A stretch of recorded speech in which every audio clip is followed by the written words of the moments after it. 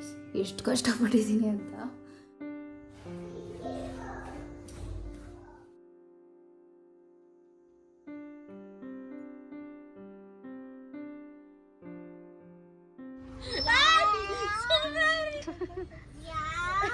Different language ಹೋಗಮ್ಮ, ನೀನು ಅವ್ರ ಮನೆಗೆ ಹೋಗ್ಬೇಕಂತೆ, ಹೋಗು, ಲಕ್ಷ್ಮಿ ಬರ್ತೈತಂತೆ. ಹಾಯ್ ಹಲೋ ಎಲ್ಲರಿಗೂ ನಮಸ್ಕಾರ, welcome back to my channel. It's been a long time. ಏನು ಮಾಡೋದು ನನಗೆ ಗೊತ್ತಾಗ್ತಾ ಇಲ್ಲ. ನನಗೆ ಈ ಕನ್ಸಿಸ್ಟೆನ್ಸಿ ಮೇಂಟೈನ್ ಮಾಡೋದು ಅಂತಿದೆಯಲ್ಲ, ಒಂದು ಸ್ಟ್ರೆಚಲ್ಲಿ ಒಂದು ಕೆಲಸ ಮಾಡ್ತಾ ಇರ್ತೀವಿ. ಅದನ್ನು ಒಂದು ಸತಿ ಬ್ರೇಕ್ ಅನ್ನೋದು ಕೊಟ್ಟರೆ ಅದು ಆಮೇಲೆ ಅದ್ರ ಮೇಲೆ ಕಾನ್ಸಂಟ್ರೇಷನ್ ಬರ್ಸೋದಿದೆಯಲ್ಲ, ಅದು ಸಿಕ್ಕಾಪಟ್ಟೆ ಕಷ್ಟ ಅನ್ನೋ ಫ್ಯಾಕ್ಟನ್ನು ನಾನು ಇವಾಗ ಅರ್ಥ ಮಾಡ್ಕೋತಾ ಇದ್ದೀನಿ. ಸಿಕ್ಕಾಪಟ್ಟೆ ಕಷ್ಟ ಅನಿಸುತ್ತೆ. ಇದು ಒಂದು ಎಕ್ಸ್ಟ್ರಾ ಕೆಲಸ ಥರ ಅನಿಸುತ್ತೆ. ಸೀರಿಯಸ್ಸಾಗಿ ಇನ್ನೊಂದು ಎಕ್ಸ್ಟ್ರಾ ಕೆಲಸ ಏನೋ ಮಾಡ್ತಾಯಿದ್ದೀರಿ ಅನ್ನೋ ಥರ ಅನಿಸುತ್ತೆ. ಆ್ಯಂಡ್ ಸ್ವಲ್ಪ ಏನಾದರೂ ಮೈಂಡ್ ಡಿಸ್ಟ್ರ್ಯಾಕ್ಟ್ ಆಯಿತು ಅಂದ್ರೂ ಕೂಡ ಇದ್ರ ಮೇಲೆ ಕಾನ್ಸಂಟ್ರೇಟ್ ಮಾಡೋಕ್ಕಾಗಲ್ಲ. ಆ ಥರ ಎಲ್ಲ ಪರ್ಸ್ನಲ್ ಥಿಂಗ್ಸ್ನ ಜಾಸ್ತಿ ಅಟ್ಯಾಚ್ ಆಗಿ ಆ್ಯಂಡ್ ಆಲ್ಸೋ ನಾವು ಕಂಪ್ಲೀಟ್ ನಮ್ಮ 100% ಲೈಫನ್ನು ನಾವೇನು ಸೋಷಿಯಲ್ ಮೀಡಿಯಾದಲ್ಲಿ ತೋರಿಸಲ್ಲ. ಖಂಡಿತ ತೋರಿಸೋರು ಇರ್ತಾರೆ, ಬಟ್ ಈವನ್ ನನ್ನ ವಿಷಯಕ್ಕೆ ಬಂದಾಗ ಏನು ಅರೌಂಡ್ ಒಂದು 10-20% ಇಲ್ಲಿ ಎಕ್ಸ್ಪ್ರೆಸ್ ಮಾಡ್ಬೋದು ಅಷ್ಟೇನೆ. ಅದು ಬಿಟ್ಟರೆ ಆಲ್ಮೋಸ್ಟ್ ಇನ್ನು ಬಾಕಿ ನಮ್ಮ ಸುತ್ತಮುತ್ತ ಇರೋರ್ದು ಎಲ್ಲದ್ರ ಮೇಲೇನೂ ಕಾನ್ಸಂಟ್ರೇಟ್ ಮಾಡಿ ಎಲ್ಲದಕ್ಕೂ ಟೈಮ್ ಈಕ್ವಲಾಗಿ ಕೊಟ್ಟು ಈ ಥರ ಎಲ್ಲ ಇರುತ್ತೆ. ಬೇರೆ ಬೇರೆ ಥರ ಒಬ್ರು ಏನಾನ ಒಂದು ತಲೆಗೆ ಏನಾದರೂ ಹೇಳಿದ್ರೆ ಅಷ್ಟೇ ಮುಗೀತು. ಏನದ್ರ ಮೇಲೇನೂ ಕಾನ್ಸಂಟ್ರೇಷನ್ ಇರೋಲ್ಲ. ಇವಾಗ ಪ್ರೆಸೆಂಟ್ ಸಿಚುವೇಶನ್ ಹಾಗೆ ಆಗ್ಬಿಟ್ಟಿದೆ ನನಗೆ. ಬಟ್ ನಾನು ಎಷ್ಟೇ ಅವಾಯ್ಡ್ ಮಾಡಿ ನಾನು ಇದನ್ನು ಫೋಕಸ್ ಮಾಡಿ ನಾನು ಮುಂಚೆ ಹೆಂಗೆ ಮಾಡ್ತಿದ್ನೋ ಹಾಗೆ ಮಾಡಬೇಕು ಅಂತ ಅನಿಸುತ್ತೆ. ಬಟ್ ಈವನ್ ನಂಗೆ ಗೊತ್ತಿಲ್ಲ ಅದೇನಾಗಿದೆಯೋ ನನಗೆ ಅರ್ಥ ಆಗ್ತಾಯಿಲ್ಲ. ಎನಿವೇಸ್ ನಾನು ನನಗೆ ಅದಾಯಿತು ಅಂತ ಹೇಳಿ ನನಗೆ ಡಿಮೋಟಿವೇಟ್ ಮಾಡೋಕ್ಕೆ ಇಷ್ಟಲ್ಲ. ಅದ್ರ ಬದಲು ವೀಡಿಯೋಸ್ ಮಾಡದೇ ಇರೋದೇ ಒಳ್ಳೆಯದು. ನೋಡೋಣ ಯಾವಾಗ ನನಗೆ ದೇವರು ಆ ರೀತಿ ಕಂಪ್ಲೀಟ್ ಕನ್ಸಿಸ್ಟೆಂಟಾಗಿರೋಕ್ಕೆ ಅವಕಾಶ ಮಾಡಿಕೊಡ್ತಾರೆ ಅಂತ.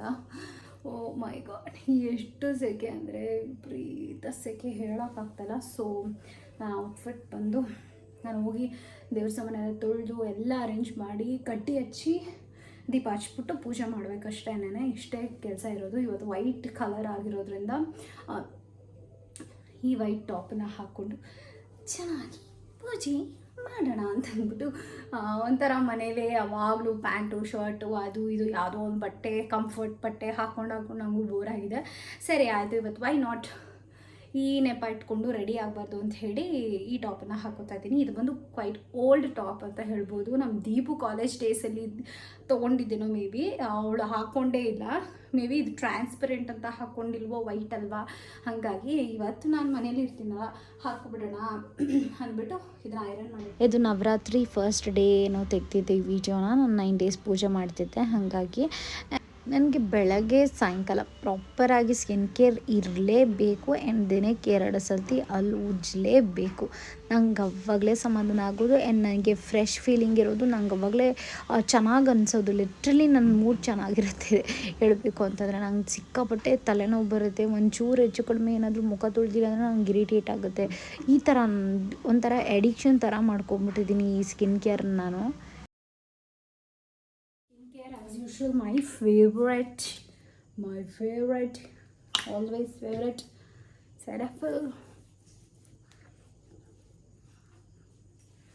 ಇದು ಆಲ್ಮೋಸ್ಟ್ ಇದೊಂಥರ ಅಡಿಕ್ಷನ್ ಅಂತ ಹೇಳ್ಬೋದು ನನಗೆ. ನನ್ನ ಮದುವೆಗೆ ಮುಂಚೆ ನನ್ನ ಕಾಲೇಜ್ ಡೇಸಿಂದ ಯೂಸ್ ಮಾಡ್ತಿರೋದು. ಸೊ ಅದು ಬಿಟ್ಟು ನನ್ನ ಕೈಯಲ್ಲಿ ಇರೋಕ್ಕಾಗೋದಿಲ್ಲ. ಆ್ಯಂಡ್ ಈ ರೋಲ್ ಆನ್, ಸೊ ಗೈಸ್ ಇದನ್ನು ಬಿಟ್ಟು ನನ್ನ ಕೈಯಲ್ಲಿ ಬದುಕೋ ಶಕ್ತಿ ಇಲ್ಲ, ಅಷ್ಟು ಚೆನ್ನಾಗಿರುತ್ತೆ ಇದು. ಯಾರಾದರೂ ಸೆಕೆ ವಾಸನೆ ಈ ಥರ ಎಲ್ಲ ಜಾಸ್ತಿ ನಿಮ್ಮ ಹತ್ರ ಬರುತ್ತೆ ಅನ್ನೋರು ಖಂಡಿತ ಒಂದು ಟ್ರೈ ಮಾಡಿ. ಸೂಪರ್ ಎಫೆಕ್ಟ್, ತುಂಬ ಅಂದರೆ ತುಂಬ ಚೆನ್ನಾಗಿರುತ್ತೆ. ನನಗೆ personally I love it guys, I love it. ಏನು ಕಾಣಿಸ್ತಾ ಇಲ್ಲ ಒಂದು ಲೈಟ್ ಹಾಕ್ಕೊಂಡು.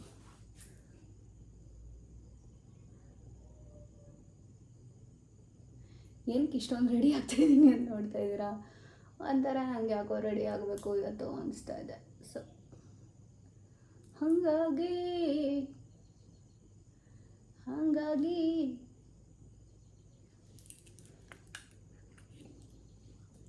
ಸಾಕು ಹಂಗ ಮನೇಲಿರೋಕ್ಕೆ ಅಂತ ಅನ್ಕೊತಾ ಇದ್ದೀರಾ? ಹಂಗಂತ ನಾವು ಹೆಂಗೆ ಬೇಕು ಹಂಗಿರಬಾರ್ದು ಗೈಸ್. ನಮ್ಗೆ ಹೆಂಗೆ ಖುಷಿ ಆಗುತ್ತೋ ಹಂಗಿರ್ಬೇಕು. ಅದನ್ನೆಲ್ಲ ಕೋಸೆ ಮುಂಚೆ ಎಲ್ಲ ತುಂಬ ಡೆಡಿಕೇಟೆಡಾಗಿ ರೆಡಿ ಆಗ್ತಾಯಿದ್ದೆ. ಐ ಮೀನ್ ಮದುವೆ ಆಗೋಕ್ಕೆ ಮುಂಚೆ.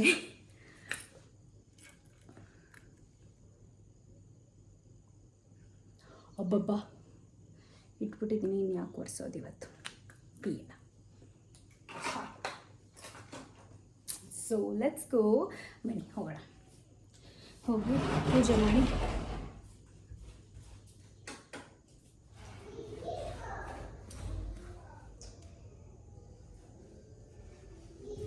ರೆಡಿ ಅಂದರೆ ಜಸ್ಟ್ ನಾನು ಒಂದು ಬಟ್ಟೆ ಹಾಕ್ಕೊಂಡು ನೀಟಾಗಿ ಬಂದಿದ್ದಕ್ಕೆ ನನ್ನ ಮಗಳು ಎಲ್ಲೋಗ್ತಿದ್ಯಮ್ಮ ಅಂತ ತಲೆ ತಿಂತಾಯಿದ್ಲು. ಎಲ್ಲೂ ಇಲ್ಲಮ್ಮ, ಜಸ್ಟ್ ಪೂಜೆ ಮಾಡೋಕ್ಕಷ್ಟೇ, ನೀನು ನೆಕ್ಸ್ಟ್ ರೆಡಿ ಮಾಡ್ತೀರು ಅಂತೇಳಿ ಅವಳು ನಂಗೆ ಕೂಡಿಸಿ. ನನಗೆ ಪೂಜೆ ನಾನು ಸುಮಾರು ಸತಿ ಹೇಳಿದ್ದೀನಿ, ನನಗೆ ಪೂಜೆ ಮಾಡ್ಬೇಕಾದ್ರೆ ನೆಮ್ಮದಿಯಾಗಿ ಪೂಜೆ ಮಾಡಬೇಕು. ನನಗೆ ಎಷ್ಟು ಕಷ್ಟ ಆದರೂ ನಾನು ಕಂಪ್ಲೀಟಾಗಿ ಮಾಡ್ತೀನಿ. ಬಟ್ ಈವನ್ ನಾನು ಅದೆಲ್ಲ ಇಷ್ಟೆಲ್ಲ ಪ್ರೊಸೀಜರ್ ಆದಮೇಲೆ ಪೂಜೆ ಮಾಡಬೇಕಾದ್ರೆ ಇರಿಟೇಟ್ ಆದರೆ ಅಂತೂ ಯಾವ ರೇಂಜಿಗೆ ಆಗುತ್ತೆ ಅಂದರೆ ನನಗೆ ಸಿಕ್ಕಾಪಟ್ಟೆ ಕೋಪ ಬರುತ್ತೆ. 2025 ಅಂತ ಬಂದಾಗ ನನಗೇನು ಆ ಥರ ಲಕ್ಕಿಯೆಸ್ಟ್ ಇಯರ್, ತುಂಬ ಚೆನ್ನಾಗಿತ್ತು. ನನ್ನ ಇಯರ್ ಸ್ಟಾರ್ಟು ಕೂಡ ಚೆನ್ನಾಗಿರಲಿಲ್ಲ ಆ್ಯಂಡ್ ಎಂಡು ಕೂಡ ನನಗೇನು ಆ ಥರ ನನ್ನಲ್ಲಿ ಚೇಂಜಸ್ ಮಾಡ್ಕೊಂಡಿದ್ದೀನಿ, ಆ ಥರ ನನ್ನಲ್ಲಿ ನಾನು ಇಂಪ್ರೂವ್ ಆಗಿದ್ದೀನಿ ಅನ್ನೋ ಥರ ನನಗೇನು ಅನಿಸಿಲ್ಲ ನನಗೆ. ಬಿಕಾಸ್ ಮೇ ಬಿ ನನ್ನ ಪ್ರಾಬ್ಲಮ್ ಇರ್ಬೋದು, ನಾನು ಅದರಲ್ಲಿ ಎಫರ್ಟ್ಸ್ ಆಗದೇ ಇರ್ಬೋದು, ಆಗದೇ ಇರ್ಬೋದಲ್ಲ, ನಾನು ಎಫರ್ಟ್ಸ್ ಅಷ್ಟಾಗಿ 100% ಕೊಟ್ಟಿಲ್ಲ ಅಂತಲೇ ಹೇಳ್ಬೋದು. ಯಾಕಂತಂದರೆ ಮೈಂಡ್ ಡಿಸ್ಟ್ರಾಕ್ಷನ್ಸ್ ಅನ್ನೋದಿರುತ್ತಲ್ಲ. 2026 ಹೇಗಿರುತ್ತೆ, ಸ್ಟಾರ್ಟ್ ಹೇಗಾಗುತ್ತೋ ಎಂಡ್ ಸ್ಟಾರ್ಟು ಚೆನ್ನಾಗಾಗಿಲ್ಲ ಅಂದರೂ ಕೂಡ ಎಂಡ್ ಚೆನ್ನಾಗಾಗಬಹುದು. ನೋಡೋಣ, ಇನ್ನು 2 months ಟೈಮ್ ಇದೆ. ಆದಷ್ಟು ನನ್ನನ್ನು ನಾನು ಆ್ಯಕ್ಟಿವಾಗಿ ಇಟ್ಕೊಳ್ಳೋಕ್ಕೆ ಟ್ರೈ ಮಾಡ್ತೀನಿ. ಎಲ್ಲದರ ಮೇಲೂ ಕಾನ್ಸಂಟ್ರೇಟ್ ಮಾಡೋಕ್ಕೆ ಟ್ರೈ ಮಾಡ್ತೀನಿ. ಎಲ್ಲನೂ ಪಾಸಿಟಿವ್ ಆಗಲಿ. ಈ ನವರಾತ್ರಿನ ಒಂಥರ ಬಿಲೀವ್, ಒಂದು ನಂಬಿಕೆ ಇಟ್ಕೊಂಡು ನಾನು ಪೂಜೆ ಮಾಡಿದ್ದೀನಿ. ನೋಡೋಣ, ನಾನು ಆದಷ್ಟು ನನ್ನ ಎಫರ್ಟ್ಸ್ನೆಲ್ಲ ಹಾಕಿ ನಾನು ಸ್ಟ್ರಿಕ್ಟಾಗಿ, ನಾನು ಏನಿಲ್ಲ, ನಂದಿರೋ ಕೆಲಸಗಳನ್ನೆಲ್ಲ ನಾನು ಕಾನ್ಸಂಟ್ರೇಟ್ ಮಾಡಿ ಡಿಸ್ಟ್ರಾಕ್ಷನ್ಸ್ ಇಲ್ಲದೆ, ಯಾರು ಏನೇ ಅಂದರೂ ತಲೆಗೆ ಹಾಕ್ಕೊಳ್ದೆ ನನ್ನ ಕೆಲಸ ನಾನು ಮಾಡ್ಕೊಂಡೋದ್ರೆ ಅದು ಚೆನ್ನಾಗಿರುತ್ತೆ ಅಂತ ನಂಗೆ ಗೊತ್ತು. ಅದನ್ನು ಮಾಡೋದಿದೆಯಲ್ಲ, ಅದು ಸಿಕ್ಕಾಪಟ್ಟೆ ಕಷ್ಟ. ಏನು ಒಂದಿಷ್ಟು ಏನಾದರೂ ಆದರೆ ಅದನ್ನೇ ಹೇಳಿ ಹೀಗೆ ಇದೇ ಥರ ಸರ್ಕಲ್ ಥರ ಆಗಿಬಿಟ್ಟಿದೆ ನಂದು. ಅದನ್ನೆಲ್ಲ ಬಿಟ್ಟು ನಾನು ನನ್ನ ಡೈಲಿ ಲೈಫ್ ಮೇಲೆ ಕಾನ್ಸಂಟ್ರೇಟ್ ಮಾಡಿ, ನನ್ನ ವರ್ಕ್ ಮೇಲೆ ಕಾನ್ಸಂಟ್ರೇಟ್ ಮಾಡಿದೆ. ಬೇರೆದ್ರ ಬಗ್ಗೆ ಥಿಂಕ್ ಮಾಡೋಕ್ಕೆ ನನಗೆ ಚಾನ್ಸೇ ಇಲ್ಲ. ನಾಟ್ ಎ ಮಿನಿಟ್, ನಂಗೆ ಒಂದೇ ಒಂದು ನಿಮಿಷನೂ ಕೂಡ ಟೈಮ್ ಇರೋಲ್ಲ. ಅಷ್ಟು ಬ್ಯುಸಿಯಾಗಿ ಇಟ್ಕೋಬೋದು ನನ್ನನ್ನು ನಾನು. ಆ್ಯಂಡ್ ಅಫ್ಕೋರ್ಸ್ ಅದರಲ್ಲಿ ತುಂಬ ಪ್ರಾಫಿಟ್ ಕೂಡ ಇದೆ. ಸುಮ್ಮನೆ ಈ ಥರ ಟೈಮ್ ವೇಸ್ಟ್ ಮಾಡೋದಕ್ಕಿಂತ ಪ್ರಾಫಿಟ್ ಸೈಡೇ. ನಾವು ಒಂದು ಕೆಲ್ಸಕ್ಕೆ ಹೋದರೆ ಇವಾಗ ಆರಾಮಾಗಿ ಕೆಲ್ಸಕ್ಕೆ ಹೋಗ್ಬೋದಲ್ವ. ಬಟ್ ಆರಾಮಂತ ಹೇಳ್ತೀರಿ, ಆ್ಯಂಡ್ ಅಲ್ಲಿ ಹೋಗಿ ಬೇರೆಯವ್ರ ಕೈ ಕೆಳಗಡೆ ಮಾಡೋದಿದೆಯಲ್ಲ, ಅದು ಸಿಕ್ಕಾಪಟ್ಟೆ ಕಷ್ಟ. ಅದು ಸ್ಪೆಷಲಿ ನನ್ನ ಮೈಂಡ್ ಸೆಟ್ ಇದೆಯಲ್ಲ, ದೇವರೇ, ನಾನು ಯಾರ ಮಾತು ಕೇಳೋದಾಗೆ. ನಾನು ಲಿಟ್ರಲಿ ನನಗೆ ಯಾರು ಅವ್ರ ಕಂಟ್ರೋಲಲ್ಲಿ ಇರಬೇಕಂದ್ರೆ ನಂಗೆ ಆಗೋಲ್ಲ. ನಂಗೆ ಫುಲ್ ಇರಿಟೇಷನ್. ನನಗೇನೂ ತಪ್ಪು ಮಾಡೋಲ್ಲ, ಬಟ್ ನನಗೆ ಸುಮ್ಮನೆ ಹಿಂಗೆ ಕಾಲು ಕೇರ್ಕೊಂಡು ಏನೇನೋ ಒಂದು ಓವರ್ ಇದು ಮಾಡಿದ್ರೆ ನಂಗೆ ಇಷ್ಟನೇ ಆಗೋಲ್ಲ. ನಾನು ಯಾರಿಗೆ ಈ ಥರ ಬಾಕ್ಸ್ ಕಟ್ತಾಯಿದ್ದೀನಿ ಅಂತ ನೋಡ್ತಾ ಇದ್ದೀರಾ, ಹೇಮಂತ್ ಅವ್ರಿಗೆ.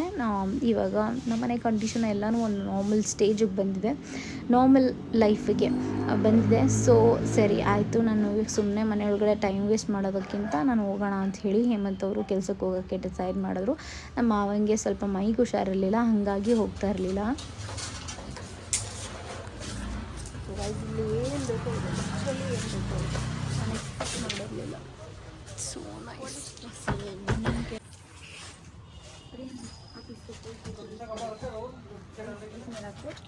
ಇರಲಿ ರೀ, ಚೆನ್ನಾಗಿ ಕಾಣಿಸ್ತದೆ.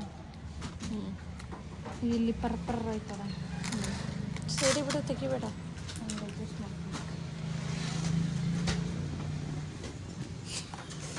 ಪೆದ್ದಿ ಥರ ಇದೆಯಾ ಸೇಫ್? ಶುಕಿಂಗ್ ಆಡಕ್ಕೆ ಹೋಗಿದ್ದೆ. ಜ್ಯುವೆಲ್ಸ್ ಬೇಡನೇ? ಬೇಡ, ನಡೀಲಿ. ಇಷ್ಟನಾ? ಕಾಸಿನ ಸರದ ಐತಲ್ಲ, ಅದು ಹಾಕ್ಬಿಡೋಣ. ಅದು ಇದ್ರದ್ದು ಲಂಗ ಆಯ್ತು ನೋಡಿ. ಹಾಂ, ಸ್ಕರ್ಟ್. ಇದೇ ಸ್ಕರ್ಟ್, ಇದು ಬ್ಲೌಸ್. ಸರಿ, ಪೊಲೀಸ್ ಡ್ರೆಸ್ ಕೇಳು.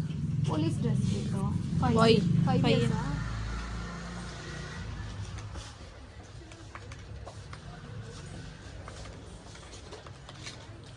ಬಂದಮೇಲೆ ಇದಕ್ಕೆ ಬಂದೇ ಬರ್ತಾಳೆ ಗೈ. ಇಲ್ಲಿ ತಿಂದ್ರೇ ಅವಳಕ್ಕೆ ನೆಮ್ಮದಿ. ಪಾಪ ಅವರು ನಮ್ಮ ಕಷ್ಟನ ಅರ್ಥ ಮಾಡ್ಕೊಂಡು ಇವತ್ತೇ ಕೊಟ್ಬಿಟ್ರು. ಇದು ತುಂಬ ದೂರನೇ ಇದೆ ನಮಗಿದು. ಒಳ್ಳೆ ಚೈನ್ ಚಪಾತಿ ಥರ ಆಡ್ತಾಳೆ. ನಡೆಯಲೇ ಅವ್ರಿಗೆ ಟೆನ್ಷನ್ ಆಗುತ್ತೆ, ಇವಳು ಯಾರು ಹಿಂಗಾಡ್ತಾಳೆ ಅಂತ. ಅದಕ್ಕೆ ಎತ್ಕೊಂಡು ಹೋಗಮ್ಮ. ಇದೊಂಥರ ಸುಖ ಸುಖ ಸುಖ. ಅದಾ ಕುಕಿ ಫುಲ್ ಖುಷಿ ಆಗ್ಬಿಟ್ಟು ದಟ್ ಒನ್ ಅಲ್ಲ, ಚೆನ್ನಾಗಿ ಸೂಕ್ಟ್ ಸೂಕ್ಟ್. ಇದು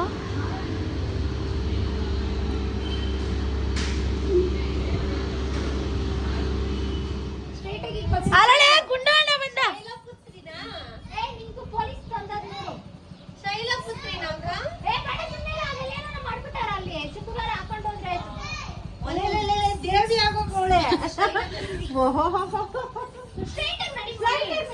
ಇದ್ಯಾವ್ದೆ ದೇವ್ರು ನಾಚ್ಕೊಂತೈತೆ.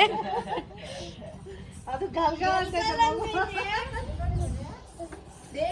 ಅವ್ನು ನೋಡಿ ಗೈಸ್.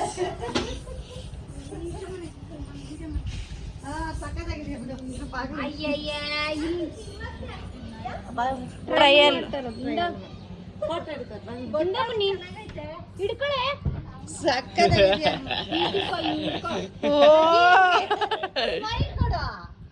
ಈ ದೇವಿ ಏನ್ ಹಿಂಗಾಡ್ತದೆ.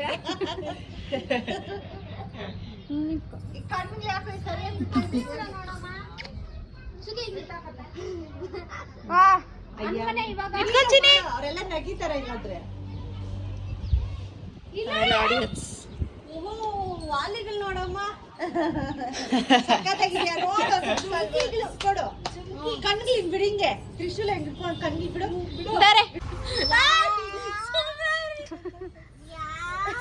ಡಿಫ್ರೆಂಟ್ ಲ್ಯಾಂಗ್ವೇಜ್ ಮಾತಾಡ್ತಾವ್ರೆ. ಯಾಕೆ ದೇವ್ರಿಗೆ ಒಂಥರ ಬೇರೆ ತರ. ಅಯ್ಯಪ್ಪ ಏನ್ ಇದು ಕೊರಿತದೆ. ಹೋಗಮ್ಮ, ನೀನ್ ಅವ್ರ ಮನೆಗೆ ಹೋಗ್ಬೇಕಂತೆ. ಹೋಗು, ಲಕ್ಷ್ಮಿ ಬರ್ತೈತಂತೆ. ಬಾ ಮನೆ ಒಳಕ್ ಬಾ ಮನೆ. ನಡಿ ಎಲ್ಲಾರು ದೇವ್ರ ಫೀಲಿಂಗ್ ಆಗವ್ರೆ ಇವರೆಲ್ಲ.